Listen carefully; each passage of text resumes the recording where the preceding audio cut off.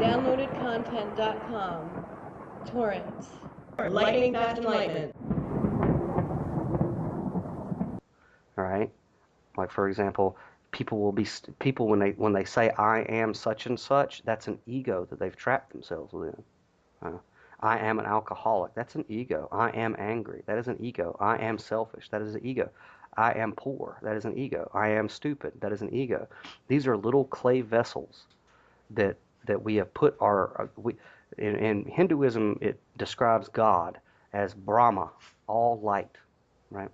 And Brahma trapped itself in billions and billions of clay jars. So the one true light was isolated from itself in these jars of clay, shards of light, broken, separated. And the whole purpose of attaining, escaping samsara is to shatter the jar, shatter the jar so that the shard of light contained within can go outward. And when it touches the light from other jars that have been shattered, it exponentiates, and the many become the one. And that's what's on the back of your $1 bill.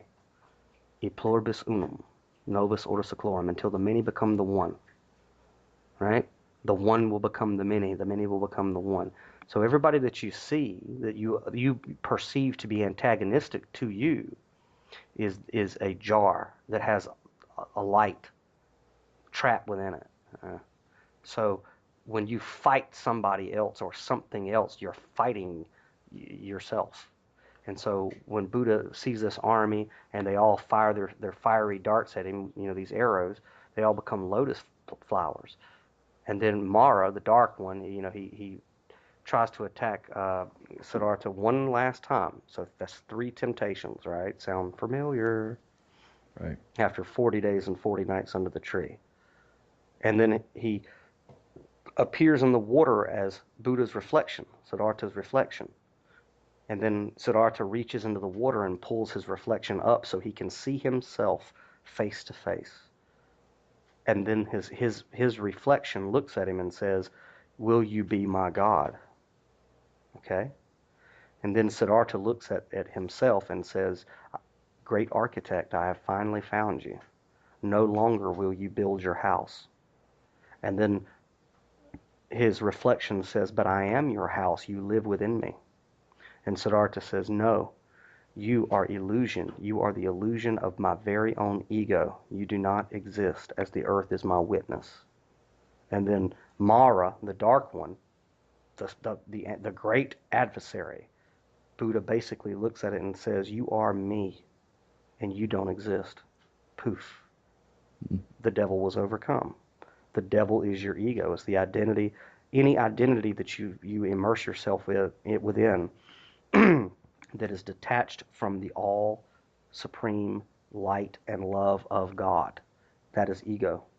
We are all God, experiencing itself from different points of view.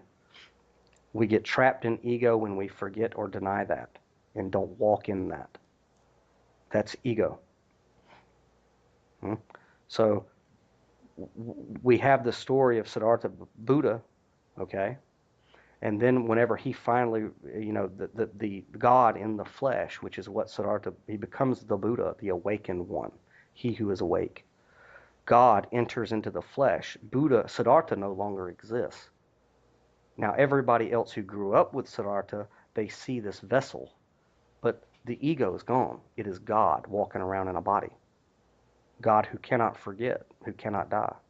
So when the body of Siddhartha died, people will say, Buddha is dead. From their perspective, perhaps, because what they see with their eyes is dead. It's not moving. But what was on the inside that entered, the light, did not die, could not die, does not forget what happened. It simply reincarnated 500 years later in the body of a Jewish carpenter. But it was the same essence, the same God force, the same God in a different clay vessel. That's why Jesus said, "If you've seen me, you've seen the Father."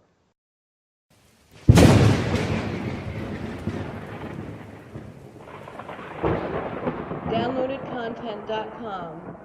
Torrents. Lightning fast enlightenment.